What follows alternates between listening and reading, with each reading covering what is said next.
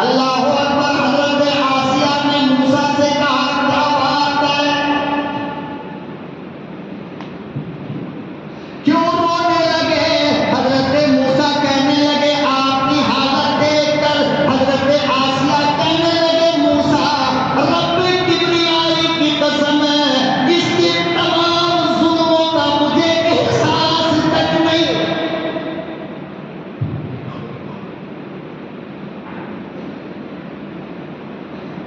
اور آگے دیکھو حضرت آسیہ کہنے لگی موسیٰ مجھے بس اتنا بتا کہ میرا پروردگار اب مجھ سے راضی ہے یا نہیں۔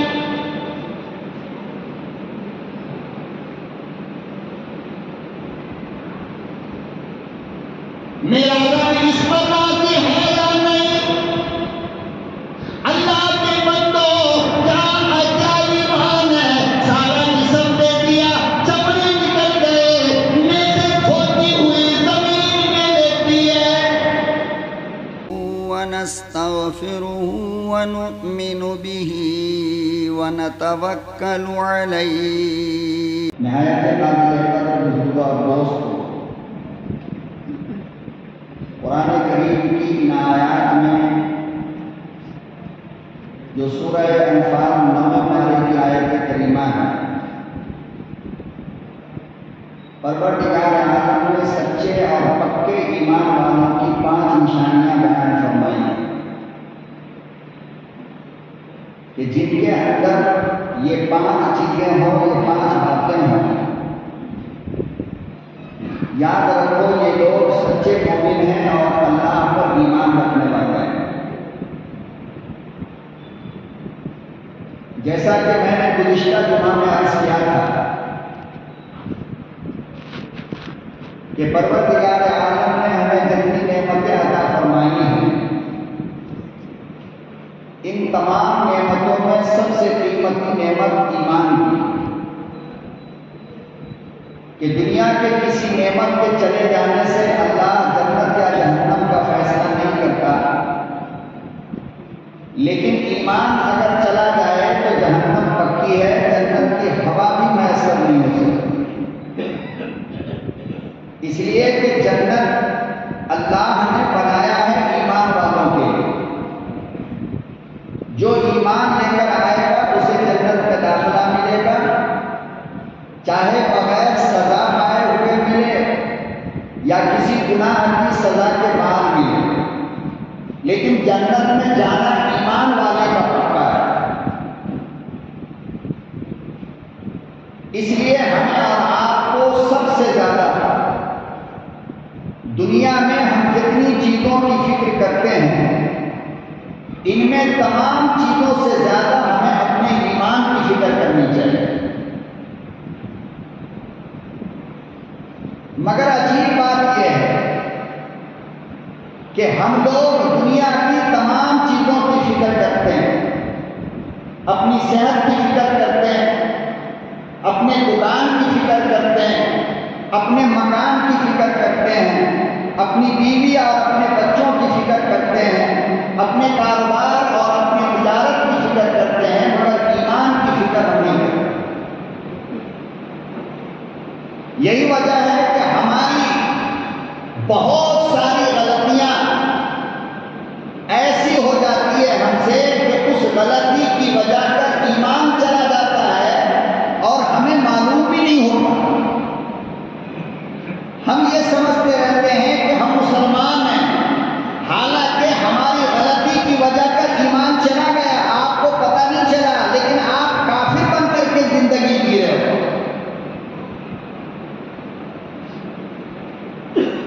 تو پھر ہمیں اور آپ کو اس بات کی فکر کرنی چاہیے کہ ہم ایسی باتوں سے اپنے آپ کو بچائیں، ہم ایسے کام سے اپنے آپ کو بچائیں، ہم ایسا عمل سے اپنے آپ کو بچائیں کہ جس عمل کی وجہ کر ایمان چلا جاتا ہے، جس بات کی وجہ کر ایمان چلا جاتا ہے، جس عمل کی وجہ کر ایمان چلا جاتا ہے، ظاہر بات ہے میرے محترم کوئی مسلمان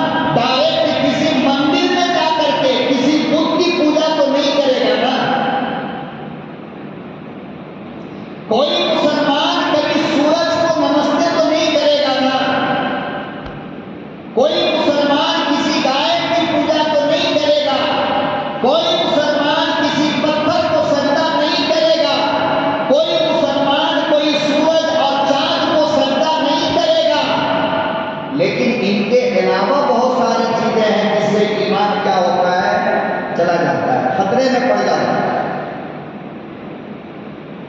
اور ہمیں معلوم نہیں ہوتا۔ ایک آدمی اگر مندر میں جا کر کے اپنے سر کو جھکائے تو ہم کہہ سکتے ہیں کہ یہ آدمی مسلمان نہیں ہے۔ ایک آدمی اگر پتھر کے سامنے سجدہ کرے تو ہم کہہ سکتے ہیں کہ مسلمان نہیں ہے۔ ایک آدمی اگر گائے کی پوجا کر رہا ہو تو ہم کہہ سکتے ہیں کہ ایمان چلا گیا، مگر کوئی مسلمان یہ نہیں کرتا۔ اس کے باوجود بہت سارا عمل ہے، بہت ساری باتیں ہیں، بہت ساری چیز ہے جس کی وجہ کر ایمان کیا ہوتا ہے، چلا جاتا ہے۔ ان سے ہمیں خود بھی بچنے کی ضرورت ہے اور بیوی بچوں کو بھی بچانے کی ضرورت ہے، اس لیے کہ ایمان جتنی ضروری ہمارے لیے ہے اتنی ہی ضروری چیز ہماری بیوی ہمارے بچوں کے لیے۔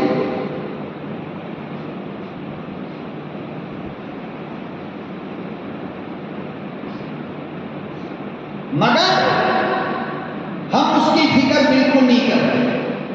اب مثال کے طور پر ایمان کہتے کسے ہیں، پہلے آپ یہ دیکھو، ایمان کہتے ہیں اللہ کو ساری کائنات کا خالق ماننا، کہ دنیا کو پیدا کرنے والا کون ہے، اللہ، دنیا کو پالنے والا کون ہے، بیمار دینے والا کون ہے، صحت دینے والا کون ہے، اولاد دینے والا کون ہے، رزق دینے والا کون ہے، اللہ ہے۔ ان تمام چیزوں کا مالک صرف اور صرف اللہ ہے۔ تو جب اس کے خلاف کوئی کام ہوگا تو ایمان جائے گا یا نہیں جائے گا، آپ بتاؤ۔ جب ایمان اس کا نام ہے کہ جو ہوتا ہے اللہ سے ہوتا ہے، تو اب اگر کوئی بندہ یہ سوچے کہ نہیں اللہ کے علاوہ سے بھی ہوتا ہے، تو بتاؤ ایمان رہے گا، چلا جائے گا نہیں ایمان؟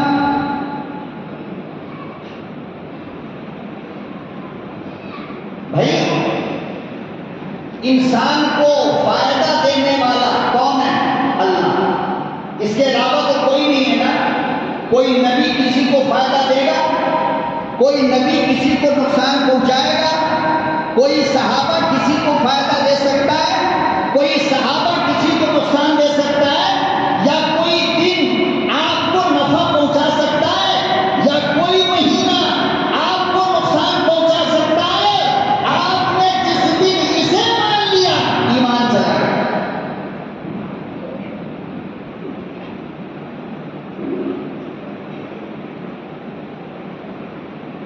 پیدا کرنے والا اللہ ہے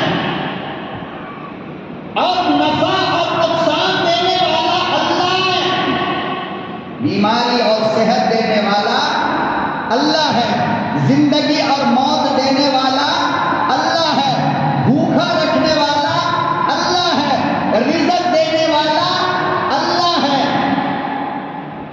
اب اگر اس میں ہم ملاوٹ کر دیں، اللہ کے علاوہ کو ملا دیں، اس میں مکسنگ کر دیں کوئی بھی چیز ہو، مثال کے طور پر یہ دین ٹھیک نہیں ہے، یہ دین ٹھیک نہیں ہے، آج ہم یہ کام نہیں کریں گے، تو مطلب کیا ہوا کہ آپ نے اللہ کے ساتھ دین کو جوڑ لیا، کہ اچھا اور برا اللہ کرنے والا تھا، لیکن آپ نے جب کسی دن کے بارے میں یہ کہہ دیا کہ آج کا دن ٹھیک نہیں ہے، آج کچھ کرو گے تو کام نہیں بنے گا، مطلب یہ کہ اللہ کے ساتھ آپ نے دن کو بھی جوڑ لیا، آپ نے دن کو ملا لیا، تو پھر بتاؤ کہ ایمان بچے گا؟ آپ سوچئے کتنی چھوٹی بات لگتی ہے. آپ نے اپنی بیوی کے پاس بیٹھ کر مشورہ کیا کہ بھائی آج یہ کام کرنا ہے. بیوی نے کیا کہہ دیا کہ آج کا دن ٹھیک نہیں ہے، آج نہیں کل کریں گے. تو بتاؤ آپ نے دن کو خدا بنا لیا نہیں بنا لیا؟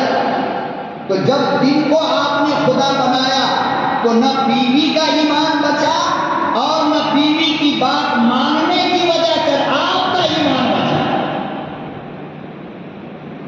لیکن ایسا کرنے والا کبھی اپنے آپ کو کافر سمجھے گا؟ وہ تو یہی سمجھ کے جیے گا نا کہ ہم مسلمان ہیں. ابھی محرم کا مہینہ گیا، ایک دن ہوا اس کو ختم ہوا. آپ دیکھیے محرم کے تعلق سے ایمان والے میں کیا کیا باتیں چلتی ہیں. یہ مہینہ ٹھیک نہیں ہے لہذا شادی نہیں ہوگی. یہ مہینہ ٹھیک نہیں ہے لہذا مکان کی اوپننگ نہیں ہوگی. یہ مہینہ ٹھیک نہیں ہے بچے کا عقیقہ نہیں ہوگا. یہ مہینہ ٹھیک نہیں ہے کوئی نئی چیز خریدی نہیں جائے گی. یہ مہینہ ٹھیک نہیں ہے کوئی بھی خوشی کا پروگرام اس مہینے میں نہیں ہوگا. ارے اچھے اچھے نمازی حاجی کو یہ کہتے ہوئے سنا ہے بھائی محرم جانے میں تو کر لیں گے. آپ بتاؤ کہ محرم کو اللہ کے ساتھ شریک کر لیا نہیں؟ اب ایسا بولنے والا اپنے ایمان کے بارے میں فیصلہ کرے. ایمان نہایا گیا. یہ عقیدہ اور یہ سوچ کافروں سے مسلمانوں میں آئی ہے. کافروں کے اندر ایک مہینہ ہوتا ہے آشار کا. کون سا؟ آشار کا مہینہ جسے آشارم بولتے ہو. کافر آشارم کے مہینے میں شادی بیاہ لینا دینا خوشی کا پروگرام نہیں کرتے. وہ کہتے ہیں یہ مہینہ منحوس ہے. تو مسلمانوں نے اس سے آگے بڑھ کر 2 مہینہ منحوس بنا لیا. ایک محرم جو گیا اور ایک سفر جو اب شروع ہوا. یہ پورا مہینہ بھی مسلمانوں کے یہاں کا ہے. شادی نہیں ہوگی اس میں، منحوس مہینہ ہے. اللہ تعالیٰ کو پتہ نہیں تھا کہ یہ مہینہ منحوس ہے، بس اللہ نے یوں ہی بنا دیا کہ جا کر میرے بندوں کو نقصان پہنچاؤ.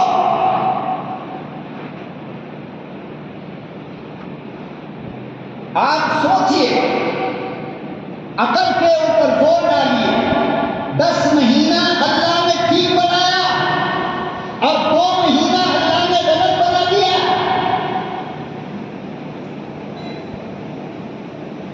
اب ایسا سوچنے والا ایمان میں رہے گا یا جائے گا؟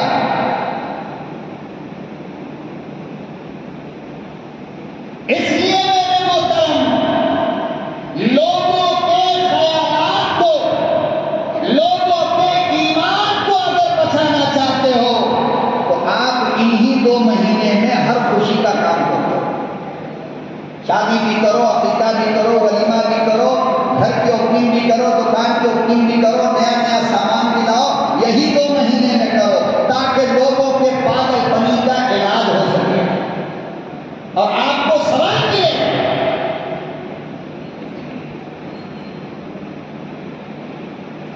لال پیلا ہاتھ دھاگا باندھ لیتے ہیں لوگ ہاتھوں میں.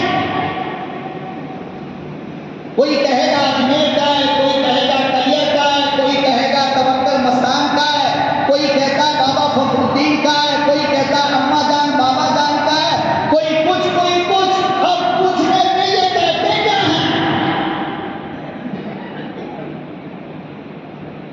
کہ اس دھاگے میں شفا ہے، صحت ہے، تندرستی ہے. آپ بتاؤ تو صحیح، ایمان بچے گا؟ پتہ نہیں کون سا کھڑے ہو کر پیشاب کرنے والے نے دھاگا بنایا، درگاہ پہ لا کر کے رکھ دیا تو اس میں شفا ہو گیا، اس میں تندرستی آ گئی. نظر نہیں لگتی. یہ دھاگا باندھ دینے سے ان کی ماں بچوں کو کہہ رہی ہے کہ نظر نہیں لگے گی. اچھا ایسا کون سا اس کے اندر پاور ہے بھائی جو یہ دھاگا باندھ دو تو نظر نہیں لگ رہی؟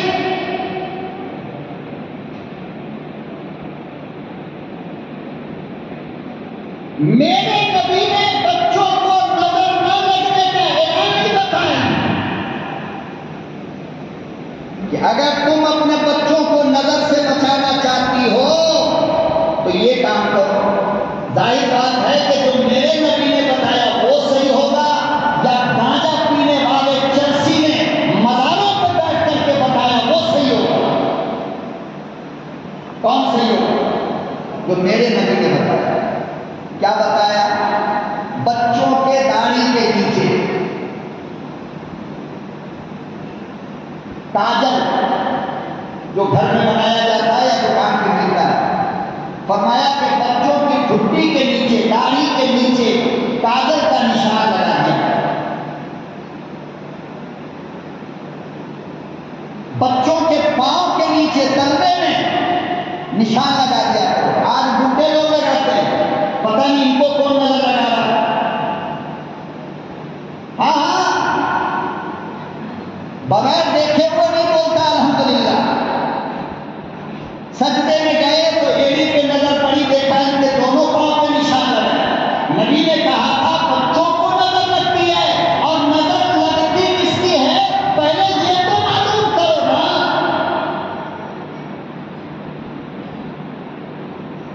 ارے اپنے آپ کو اپنی نظر لگتی ہے اور تمہیں پتہ بھی نہیں چلے گا. آئینہ کے سامنے کھڑے ہو کے گزر کر کے آئے، اچھا کپڑا پہنے تھا، شیونگ ویونگ ذرا قاعدے سے کرا لیا، بالکل کلین چٹ نظر آ رہا تھا. آئینہ کے سامنے کھڑا ہو کر کہنے لگا واہ کتنا خوبصورت لگ رہا ہے، نہ ماشاء اللہ کہا نہ سبحان اللہ کہا. فرمایا کہ نظر تو نہیں لگی، اب تجھے نیند آئے گی، سر میں درد ہوگا، کسی کی بات اچھی نہیں لگے گی، بھوک نہیں لگے گی، کسی سے بات کرنے کو دل نہیں کرے گا، رات کو بستر پہ نیند نہیں آئے گی، الٹی معلوم ہوگی، سر میں چکر آئے گا اور تم ڈاکٹروں کا چکر لگاتے رہو گے. ڈاکٹر کہے گا یہ ٹیسٹ وہ ٹیسٹ، پتہ چلا سارا نارمل ہے، جو بیماری ہے اس کا پتہ چلا نہیں. یہ نظر ہے. اسی لیے میرے نبی نے کہا تھا کہ جب بھی کوئی نعمت اللہ کی نظر آئے، چاہے وہ بیوی کیوں نہ ہو، بہت خوبصورت ہے تمہاری بیوی، تم اپنی بیوی کو دیکھتے ہو تو پہلے کہو الحمدللہ ماشاء اللہ، ورنہ تیری نظر تیری بیوی کو قبر میں پہنچا دے گا اور تجھے پتہ بھی نہیں چلے. تم ڈاکٹروں کے چکر لگاتے رہو، بیماری ہو تو ڈاکٹر ٹھیک کرے، بیماری ہے ہی نہیں. اخیر میں ڈاکٹر کیا کہتا ہے؟ بھائی میرے کو سمجھ میں نہیں آ رہا کیا معاملہ ہے. تو اسے کہاں سمجھ میں آئے گا؟ عالم کو سمجھ میں آئے گا، مولوی کو سمجھ میں آئے گا. اور آگے چلو، تم نظر کی بات کرتے ہو، نظر لگانے کے لیے کسی دشمن کی ضرورت نہیں ہے.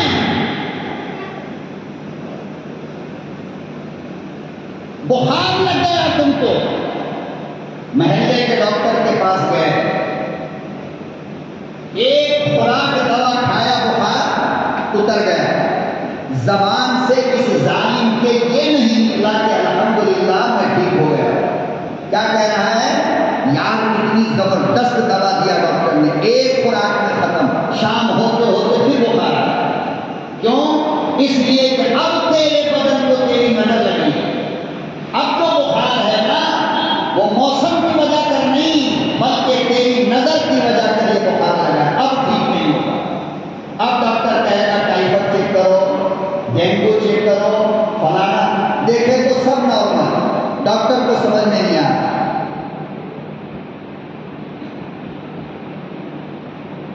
فرمایا کہ ماں جب اپنے بچے کو دودھ پلائے، چھوٹا بچہ ہے، جب ماں اپنے بچے کو دودھ پلائے تو فرمایا کہ بچے کو اور اپنے سینے کو آنچل سے ڈھانپ کر پلانا. کیسے؟ پردہ کر کے پلانا. کیوں؟ کہیں ایسا نہ ہو کہ اسی بیچ کوئی باہر والا آ جائے اور بچے کو دودھ پیتا ہوا دیکھ کر یہ کہہ دے کہ واہ کیا دودھ پی رہا ہے، ماشاء اللہ سبحان اللہ نہ بولے، اگلی بار سے بچہ دودھ پینا چھوڑ دے. نظر لگے، اور نظر لگی کہاں؟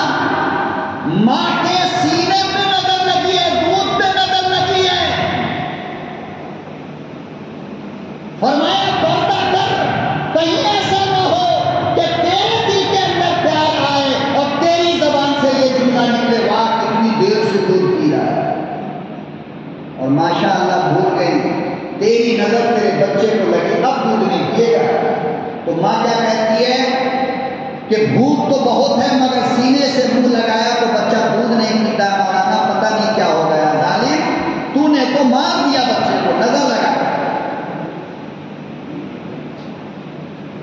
تو لوگوں نے سمجھا کہ ساری نظر کا آسان علاج ہے کہ توکل مستان پہ جاؤ، لال اور پیلا ملٹی کلر کا دھاگا لے کر جاؤ، ہاتھ میں باندھ دو۔ اماں کہتی ہے اب بچے کو نظر نہیں لگے گا، میں کہتا ہوں سر سے لے کر پاؤں تک ایسے دھاگے لپیٹ دو، نظر سے نہیں بچا پاؤ۔ اس لیے کہ نظر سے بچنے کا یہ طریقہ میرے نبی نے نہیں، ان باباؤں نے بتایا ہے، وہ اپنی جھولی بھرنے کے لیے۔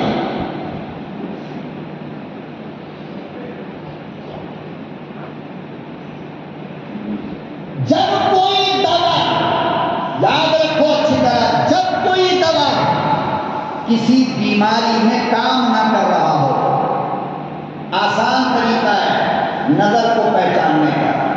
جب کوئی دوا کسی بیماری میں کام نہ کر رہا ہو، سمجھ جاؤ کہ نظر لگی ہے، اور وہ بڑے کو بوڑھے کو عورت کو مرد کو صحت کے اعتبار سے تندرستی کے کسی بھی معاملے میں دکان پہ مکان پہ کہیں بھی لگ سکتا ہے۔ دکان میں بیمار بہت ہو گیا، پارٹی تگڑا مل گیا، گھر میں آ کر کے بیوی کو بچوں کو بیٹھا کے کہہ رہا آج تو مزہ آ گیا، ایسا بیمار ہوا پوچھو مت، نہ سبحان اللہ نہ ماشاء اللہ۔ اگلے دن گیا صبح سے شام تک بیٹھا، ایک کسٹمر نہیں آیا، بیوی کی نظر بھی لگی، بچوں کی بھی لگی، تو تیری نظر دکان پہ لگے۔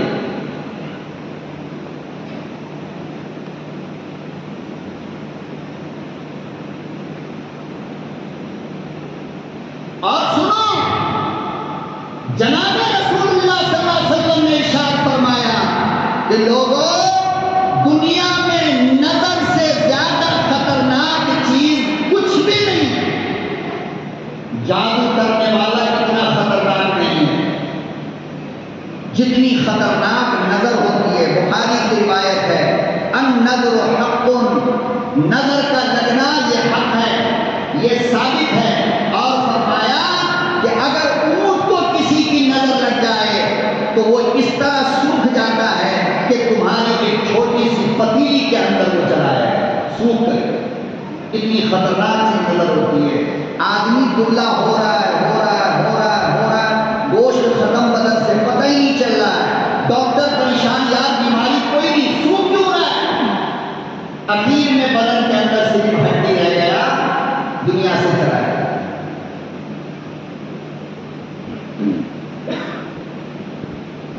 اس لیے تو میرے نبی نے کہا زیادہ کھاؤ تو کہو الحمدللہ، کوئی اچھی چیز نظر آئے تو کہو ماشاء اللہ، بچے کھیلتے نظر آئے کہو الحمدللہ، کتنا پیارا میرا بچہ کھیل رہا ہے، بغیر یہ بولے اگر بول دیا تم نے تو پھر بچہ تیرا بستر کا ہو جائے گا، کھیلنے کے لیے تمہاری آنکھ طرف جائے گی دل میں، نظر لگ جائے گی۔ ارے امام جو قرات کر رہا ہے، اچھی قرات کر رہا ہے، امام ہے،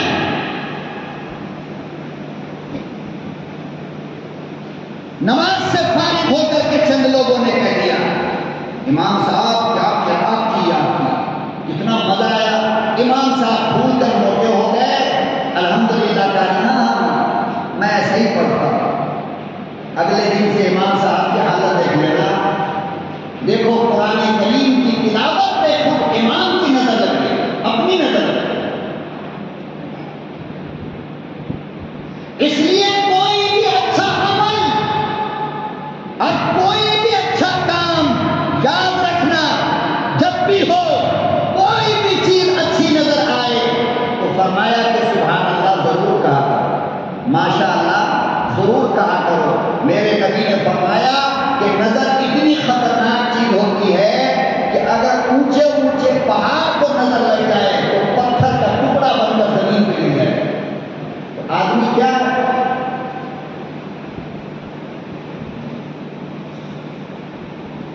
آسمان پہ اڑتا ہوا پرندہ، بعض لوگوں کی نظر اتنی خطرناک ہوتی ہے، اتنی خطرناک کہ فرمایا کہ آسمان میں اڑتے ہوئے پرندے کو اگر اس کی نظر لگ جائے 1 سیکنڈ میں پرندہ دھڑام سے نیچے گر جائے. اتنی ڈینجر چیز ہے نظر.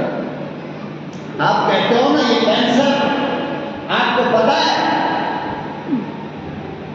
دنیا کا کوئی ڈاکٹر، پوری دنیا اتنی ترقی کر گئی، ہمارا ہندوستان چاند پہ چلا گیا، لیکن آج تک کینسر کی وجہ معلوم نہیں کر سکا کہ کینسر ہوتا کیوں. بھائی گٹکا کھانے سے کینسر ہے، تب تو پھر ہر آدمی کو کینسر ہو جانی چاہیے، اس لیے کہ 90% تو گٹکا کھا ہی رہا ہے. بیڑی پینے سے کینسر، کہاں ہے بیڑی پیتے پیتے دنیا سے چلا گیا، کہاں کینسر ہوا. فلانے کام سے کینسر، فلانے کام سے کینسر. اچھا عورت کون سا گٹکا کھا رہی ہے بھائی، وہ کون سا بیڑی پی رہی ہے بیٹھی ہوئی، پھر اس کو سینے کا کینسر، بچے کی تھیلی کا کینسر کیوں؟ وجہ کیا ہے؟ آج تک پوری دنیا کی میڈیکل سائنس اس بات کا پتہ نہ لگا سکی کہ کینسر کی بیماری ہوتی کیا ہے. آؤ میں آپ کو بتاتا ہوں. کینسر دراصل ہوتا ہے 2 وجہ سے، اور اس کے اندر جسم کی کوئی اس کا دخل نہیں ہے، نہ کھانے پینے کا اس کے اندر کوئی دخل ہے، نظر لگنے سے یا جادو سے. یہ 2 وجہ سے کینسر کا موت ہوتا ہے انسان کا. کیسے؟ ایک آدمی کو جادو کیا گیا، اور آپ جانتے ہو کہ جادو کرنے والے جادو کرتے کیسے ہیں؟ نہیں معلوم آپ کو، میں بتاتا ہوں. جادو کرنے والا پہلے آٹے کا آدمی بنائے گا، اسٹیچو. کیا بناتا ہے؟ جادو کرنے والا پہلے کیا کرتا ہے؟ اسٹیچو بنائے گا. اور جس وقت وہ اسٹیچو بنائے گا، آدمی بنائے گا آٹے کا، اس وقت وہ اس آدمی کو اپنے دماغ میں رکھ کر کے بناتا ہے جس پہ جادو کرنا ہے. اب اس کے سامنے وہ آدمی تیار ہو گیا. اب وہ جادوگر اس آدمی کے جس حصے میں جادو کرنا چاہتا ہے نا، وہ جو آٹے کا بنا ہوا مجسمہ ہے، اس کے اس حصے پہ لے جا کر تنتر منتر وغیرہ پڑھ کر کے سوئی چبو دیتا ہے. جہاں پہ اس کو جادو کرنا ہو، کڈنی پہ کرنا ہو سائڈ سے چبا دے گا، ہارٹ پہ کرنا ہو دل کے پاس چبا دے گا، پیٹ میں کرنا ہو پیٹ میں چبو دے گا، دماغ پہ پاگل بنانا ہو جادو کے ذریعے تو دماغ پہ سوئی ڈال دے گا. اس سوئی کے چبونے کے بعد وہ عمل کرتا ہے جادوگر. جس آدمی پہ جادو کیا وہیں پر اس کی تکلیف شروع ہوتی ہے. کیا ہوتی ہے؟ وہیں پہ تکلیف شروع ہوتی ہے. مثال کے طور پر عورت کے سینے میں درد شروع ہوا. کیا ہوا؟ درد شروع ہوا. ڈاکٹر کے پاس گئی، حالانکہ ڈاکٹر کا مقصد نہیں تھا. اسی وقت کسی اچھے عالم کے پاس آ جاتی یا خود عمل کر لیتی جو حدیث کے اندر ہے تو وہ درد ٹھیک ہوتا، جادو وہیں سے نکل جاتا. لیکن یہ ڈاکٹر کے پاس چکر لگاتے لگاتے لگاتے لگاتے 2-4 سال گزر گیا. سمجھ میں آئی بات؟ 2 سال گزر گیا. اب وہ جادو زخم کی شکل بن جاتا ہے اندر. کیا بنتا ہے؟ جب زخم کی شکل بن گیا تو مطلب یہ ہے کہ جادو کا اثر مکمل ہو گیا. اب اس کے علاج کے اندر بڑی مشکل آئے گی. اب علاج کرنا آسان نہیں ہوگا. تب تک وہ مریض بیچارہ آخری سانس لے لیتا ہے. بغیر جادو کے، بغیر سحر کے، بغیر نظر کے کینسر کی بیماری ہو ہی نہیں سکتی. نہ کچھ کھانے سے ہوتا ہے نہ کچھ پینے سے ہوتا ہے. اچھی طرح یاد رکھو، کینسر ہوتا ہے جادو کی بنیاد پر. یہی وجہ ہے کہ کینسر کے مریض کو دوا سے زیادہ فائدہ اللہ کا قرآن کرتا ہے، اور کینسر کا مریض بہت سارا ٹھیک ہو جاتا ہے. قرآن کریم کے علاج سے جادو کا علاج کر دو، کینسر ٹھیک ہو جاتا ہے. لیکن آپ بتاؤ کہ آج تک کسی کینسر والے کا دماغ وہاں گیا کہ چلو مولانا سے جا کر کے ایک بار ملتے ہیں، وہ کیا بولتے ہیں، وہ کیا علاج کرتے ہیں؟ گیا کسی کا؟ اس لیے کہ جس نے جادو کیا ہے وہ آپ کے دماغ کو وہاں تک جانے نہیں دے گا جہاں آپ کا علاج ہے، وہ آپ کو وہاں لے کر جائے گا جہاں آپ کا علاج ممکن ہے۔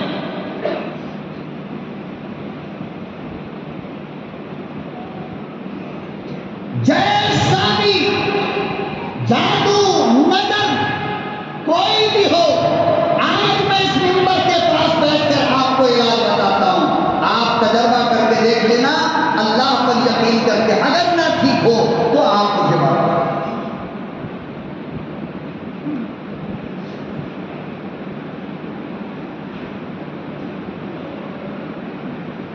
7 مرتبہ سورہ فاتحہ، کتنی بار؟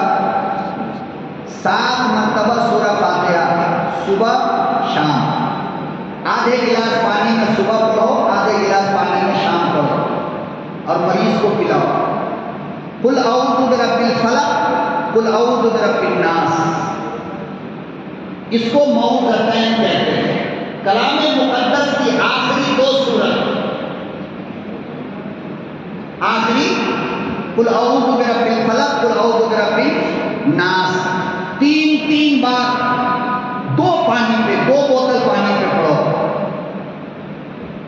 6 مرتبہ یہ ہوا اور 6 مرتبہ یہ، 3 بار پانی 1 بوتل، 3 بار 1 بوتل۔ 1 بوتل والے پانی سے مریض کو غسل دے دو۔ کیا کرو آپ؟ دیکھو، اگر یہ تم تجربہ کرنا چاہتے ہو، پہچاننا چاہتے ہو کہ اس بیماری کو کینسر نہیں ہے بلکہ جادو کا اثر ہے، تو غسل کرنے کے فوراً بعد وہ مریض جو 6 مہینے سے نہیں سو رہا تھا، نیند کی گولی کھانے کے بعد بھی اس مریض کو نیند نہیں آ رہی تھی، جادو کو جانچنے کا پہلا طریقہ یہ ہے کہ قل اعوذ برب الفلق، قل اعوذ برب الناس کی آیت پڑھ کر کے پانی پہ دم کر کے جہاں مریض کو نہلاؤ گے، نہانے کے فوراً بعد مریض کہے گا مجھے نیند آ رہی ہے۔ کیا ہو رہی ہے؟ نیند آ رہی ہے۔ پھر آپ مریض کو بند کمرے میں سلا دو، اٹھاؤ مت، روشنی مت کرو، جگاؤ مت۔ اپنی طبیعت سے جب مکمل آرام ہو جائے گا، اس کو مکمل نیند آ جائے گی، وہ ایک دم سے اٹھے گا۔ 24 گھنٹہ بھی سو سکتا ہے، 48 گھنٹہ بھی سو سکتا ہے، 2 دن 2 رات بھی سو سکتا ہے۔ کیوں؟ اس لیے کہ جب سے بیماری شروع ہوئی بیچارہ سویا نہیں۔ اب سو کر اٹھنے کے بعد وہ کہے گا کہ مجھے بھوک لگ رہی ہے، مجھے کھانا دو۔ پھر اس وقت مریض سے یہ مت کہنا یہ نہیں کھانا، یہ نہیں کھانا، بلکہ اتنا پوچھو کہ کیا کھانا چاہتے ہو، وہ جو مانگ رہا ہے اللہ کا نام لے کر پیٹ بھر کر کے کھلاؤ۔ پھر دوسرے دن نہلاؤ، تیسرے دن نہلاؤ، انشاءاللہ 40 دن ہوتے ہوتے اللہ شفا دے دے۔ یہ میرے نبی نے فرمایا، یہ میرے نبی کا علاج ہے، مگر یہ دھاگا واگا باندھنے سے ایمان تو چلا جائے گا، بیماری ٹھیک نہیں ہو سکتی۔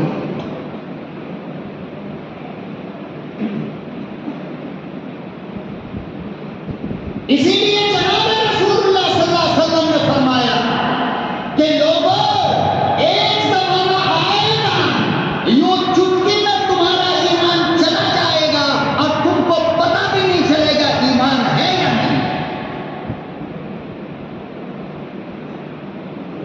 آپ بتاؤ، یہ مجسٹی کا راستہ جو جاتا ہے وہاں پر ایک مندر ہے، جا کر کے دیکھو کتنی مسلمان کی عورتیں برقع پہن کر کے اپنے بچوں کو پنڈت کے پاس لے کر بیٹھی ہیں۔ پنڈت کے پاس عقیدہ کیا ہے کہ پنڈت کے منتر سے اور پنڈت کی تعویذ سے میرا بچہ ٹھیک ہوگا۔ میں کہتا ہوں ایک تعویذ اٹھا کر لاؤ، پھر کھول کر کے دیکھو اس میں لکھا کیا ہے۔ اب جب جو ان کے دیوی دیوتاؤں کا نام والا تعویذ گلے میں اپنے بچے کو لٹکائے، اماں ایمان والی ہوگی؟ بچے کا ایمان بچے گا؟ کون اس کی حفاظت کرے گا؟ کون اس کا ذکر ہے؟ کون بچائے گا؟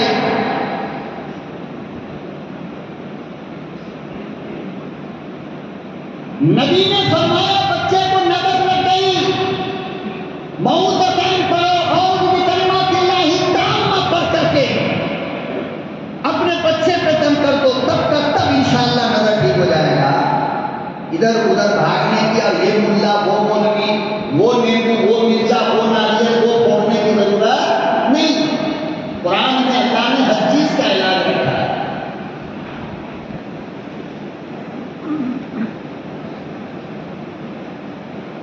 یہ نہیں کریں گے، یہاں وہاں بھاگ کر اپنا ایمان برباد کریں گے۔ ایک آدمی بیمار پڑ گیا تو بابا جان کے مزار پہ کھڑا ہو کر اس کی جالی کو تالا ڈالنا ہے، کلی ڈالنا ہے۔ آپ ان سے پوچھئے بھائی یہ درگاہ کو کلی کیوں ڈالا؟ کہا کہ یہ بیمار ہے، جب تک ٹھیک نہیں ہو جائے گا کلی کھولیں گے نہیں۔ یاد رکھو نہ یہ تمہارا مریض ٹھیک ہوگا اس سے اور نہ یہ کلی کھل سکتی ہے۔ ہاں ایمان جا سکتا ہے، ایمان نہیں بچ سکتا۔ اور یہ بیماری عورتوں میں زیادہ ہے، اس میں مگر قصوروار برابر مرد ہے۔ کیوں؟ اس لیے کہ عورت کو روکا کیوں نہیں، اجازت کیوں دے دیا جانے کی؟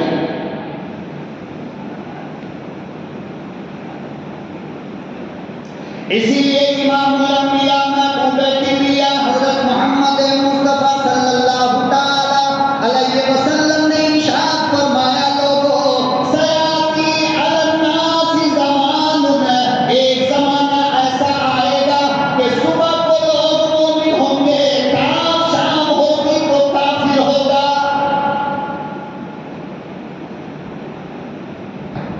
شام کو سوئے گا مسلمان ہوگا اور صبح کو اٹھے گا، موت آئی تو جنازہ کافر کا ہوگا۔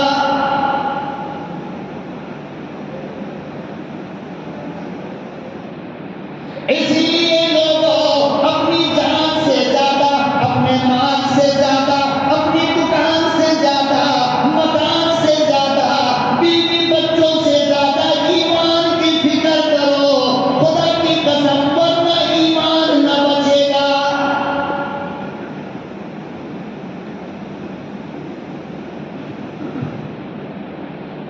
بچوں کے کھانے کی فکر کرتے ہو، کمرے کی فکر کرتے ہو، لباس کی فکر کرتے ہو، مگر بچوں کے ایمان کی فکر نہیں۔ آج غیروں کے اسکول میں تم نے پڑھایا، غیروں کے کالج میں پڑھایا، خدا کی قسم تمہارا چھوٹا بچہ غیر کے اسکول میں کھڑا ہو کر سوریہ نمسکار کرتا ہے، ایمان کہاں؟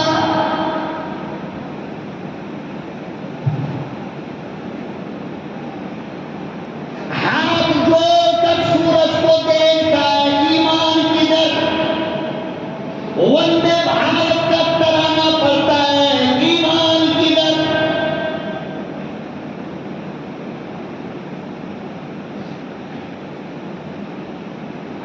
یوگا سیکھتا ہے، غیر کے دیوی دیوتاؤں کا خیال کرتا ہے، ایمان کا؟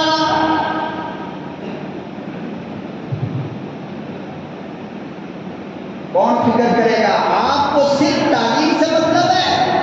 ارے وہ کرسچن کا اسکول بہت اچھا پڑھاتا ہے، لیکن تم نے اپنے بیٹے کو ڈاکٹر کو بنایا، یہ تو سوچ کہ تیرا بچہ مومن بھی ہے، مسلمان بھی ہے۔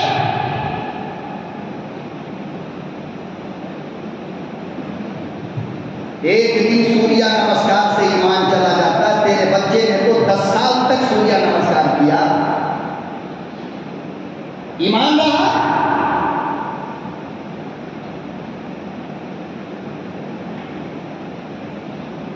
مسلم اسکولوں کے اندر چلو میں مانتا ہوں تمہاری شکایت صحیح ہے کہ تعلیم کمزور ہے، لیکن SSLC کر بچہ نکلا مسلمان تو نکلا، کافر بن کے تو نہیں نکلا۔ ہم نے سورج کی پوجا تو نہیں کرائی، ہم نے سوریا نمسکار تو نہیں کرایا، ہم نے یوگا تو نہیں کرایا، ہم نے دیوی دیوتاؤں کے سامنے سب ارے مین گیٹ پر، اس مورت میں مین گیٹ پر ان کے دیوی دیوتاؤں کی مورت رکھی ہوتی ہے، تصویر رکھی ہوتی ہے۔ ہر بچہ جب انٹری کرے گا تو جھوک کر کے منہ سلامی مارے گا، پھر اندر جائے گا۔ آپ کیا سوچتے ہو ایمان بچے گا؟ اللہ نے کہا کہ یہ سب اپنے سامنے جھکنے کے لیے دیا ہوں، کسی کے سامنے نہیں۔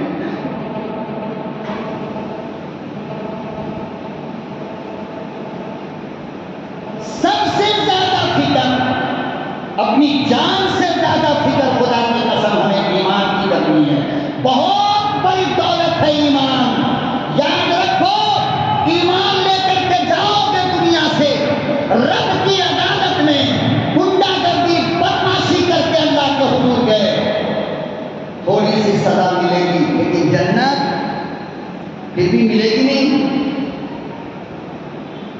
لیکن ایمان اگر دنیا میں سلامت نہیں ہے تو بتاؤ جنت ملے گی؟ فرعون کو جانتے ہو؟ ان کی بیوی کا نام ہے آسیہ۔ کیا نام ہے؟ آسیہ۔ فرعون اپنے آپ کو رب کہتا تھا کہ میں خدا ہوں۔ کیا کہتا تھا؟ میں خدا ہوں۔ انا ربکم الاعلی، قرآن کریم کہتا ہے کہ فرعون خود کو کہتا تھا میں خدا ہوں، میں رب ہوں، لیکن جو ان کی بیوی حضرت آسیہ تھی وہ فرعون کو خدا نہیں مانتی تھی، بلکہ وہ اندر سے مسلمان تھی، ایمان والی تھی۔ کیا تھی؟ ایمان والی۔ کچھ دنوں کے بعد فرعون کو پتہ چل گیا، بہرحال شوہر ہے، پتہ چل گیا کہ یہ تو اندر سے مسلمان ہے، تو حضرت آسیہ سے کہا کہ تو مجھے رب نہیں مانتی؟ کہا نا۔ تو مسلمان ہے؟ کہا ہاں۔ تو کہا کہ ابھی اسلام چھوڑ دے، ایمان سے توبہ کر لے اور مجھے رب مان لے، ورنہ بہت سزا دوں گا۔ حضرت آسیہ نے کہا کہ ایمان اگر زبان پر ہوتا، جملہ دیکھو غور کرو ذرا، عورت ذات ہے کیا بول رہی ہے؟ حضرت آسیہ نے کہا کہ ایمان اگر زبان سے بولنے کا نام ہوتا تو تجھے رب مان لیتی، مگر ایمان تو ہمارے جسم کے ایک ایک قطرہ خون کے اندر چلا گیا، اب کیا کریں؟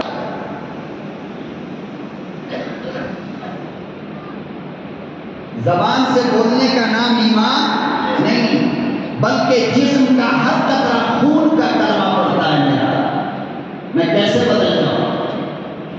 فرعون نے جیل میں ڈلوا دیا حضرت آسیہ کو، اور اپنے لاؤ لشکر سے کہا جتنی سخت سزا دے سکتے ہو اس کو دے دینا۔ آپ بتاؤ کہ کون سا ظلم ہے جو حضرت آسیہ کو ان لوگوں نے نہیں کیا؟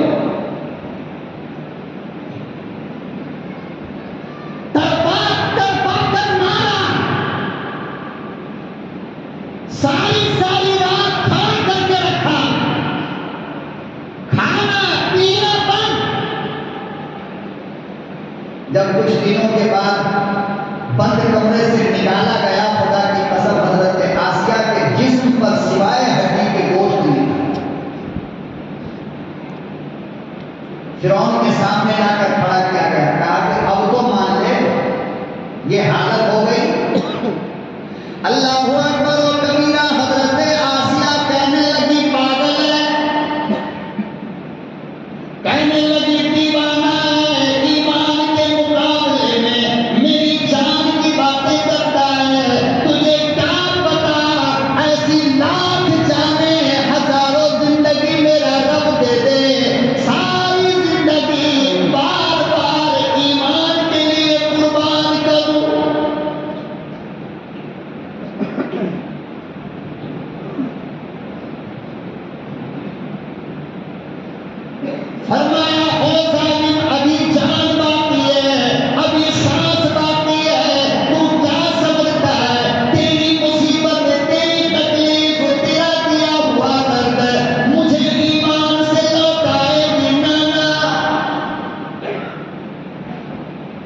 کہا نہیں مانتی، کہا کہ یہ تو بہت پہلے کہہ دیا، آپ کیا بول رہا ہے؟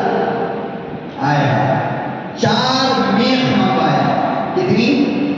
4 میخیں بڑی بڑی فرعون نے، اور جناب آسیہ کو چت لٹایا گیا، وہ بھی دھوپ میں گرم پانی پہ گرم زمین پر حضرت آسیہ کو لٹایا، اور جانتے ہو فرعون نے اپنے سامنے کھڑا ہو کر 2 میخ دونوں پاؤں میں ٹھوکایا،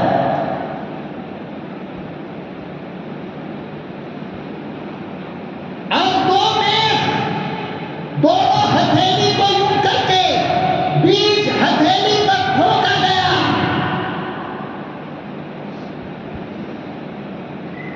پھر کپڑا اتروایا گیا، جب کپڑا اتر رہا تھا تو حضرت آسیہ کے آنسو گرے اور کہنے لگی کہ ظالم کم سے کم حیا تو کر، تجھے جتنی میخیں ٹھوکنی ہے ٹھوک لے، مجھے درد نہیں ہوگا، لیکن یہ نہ کر۔ پھر حضرت آسیہ کے جسم سے جس طرح گائے کا چمڑا اتارتے ہو نا، اس طرح حضرت آسیہ کے جسم سے چمڑا اتارا گیا، مگر آسیہ نے اف نہ کہا۔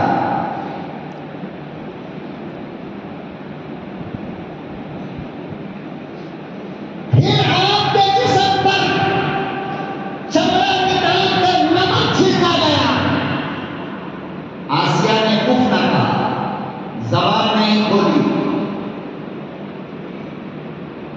فرعون نے کہا کہ اب تو مان جا، کہا کہ نانا دل میں میرا رب آ کر کے بیٹھا ہے نا، میں تیری بات کیسے مان سکتی ہوں، کوئی اور سزا ہے تو دے دے، مگر کلمہ نہیں دے سکتی۔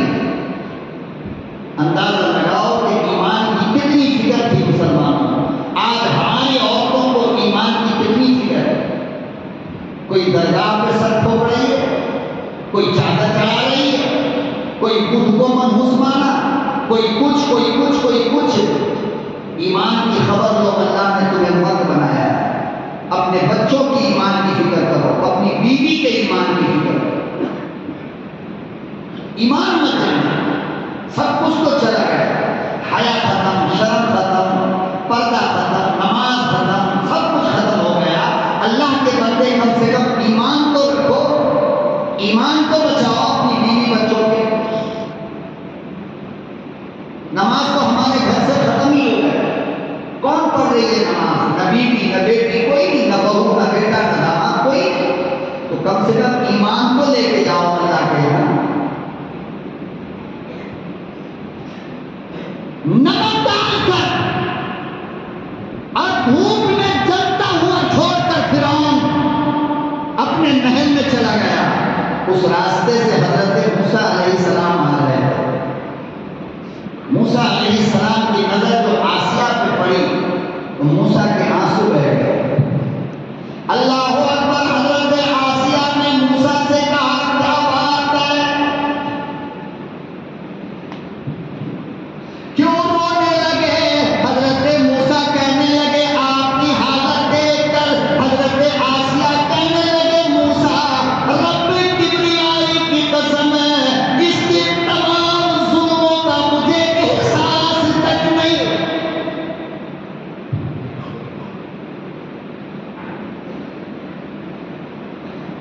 اور آگے دیکھو، حضرت آسیہ کہنے لگی موسیٰ مجھے بس اتنا بتا کہ میرا پروردگار اب مجھ سے راضی ہے یا نہیں۔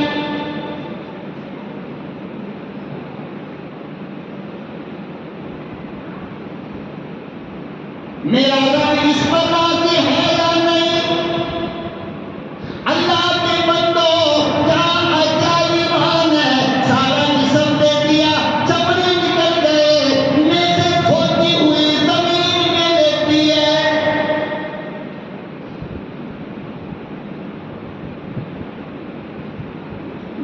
تڑپتی نہیں، آہ نہیں، اوہ نہیں، چیختی نہیں، چلاتی نہیں، بس اتنا موسیٰ سے پوچھا او موسیٰ کلیم اللہ ذرا یہ تو بتا میرا پروردگار اب مجھ سے راضی ہے یا نہیں؟ ہم ساری زندگی بدمعاشی کر کے یہ سمجھتے ہیں کہ اللہ ہم سے راضی ہے، اور راضی نہیں ہوتا تو مٹن چکن کیسے کھلاتا؟ تجھے کیا پتا ہے یہ اللہ کی ڈھیل ہے؟ یہ کیا ہے؟ اللہ نے رسی کو تھوڑا ڈھیلا چھوڑ رکھا، جس دن وہ ٹائٹ کرے گا نا، چیخو گے چلاؤ گے، فائدہ کچھ بھی نہیں ہونے والا۔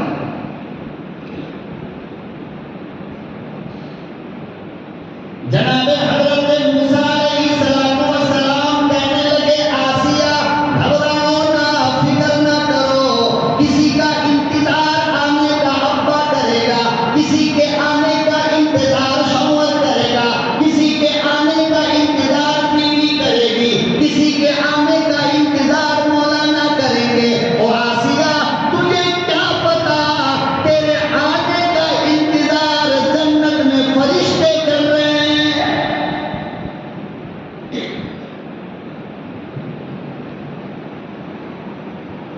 جنت میں فرشتوں کی میٹنگ چل رہی ہے، اللہ کی بندی تھوڑی دیر میں آئے گی، استقبال کا طریقہ بتاؤ، استقبال کا انداز بتاؤ۔ سارے فرشتے خوشیاں منا رہے ہیں، اب آسیہ آئے گا، میری مہمان ہوگی۔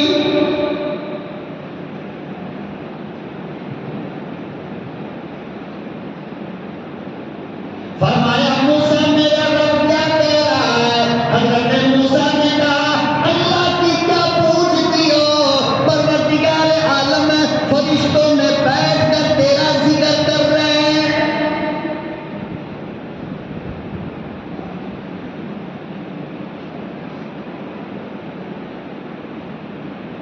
اسی کو اللہ نے قرآن کریم میں بارہا بیان فرمایا۔ حضرت سلمان رضی اللہ تعالی عنہ کہتے ہیں، حدیث میں روایت موجود ہے، حضرت آسیہ کو دھوپ میں سزا دی جاتی تھی، جب فرعون چلا جاتا اللہ کے فرشتے آ کر آسیہ پر سایہ کرتے۔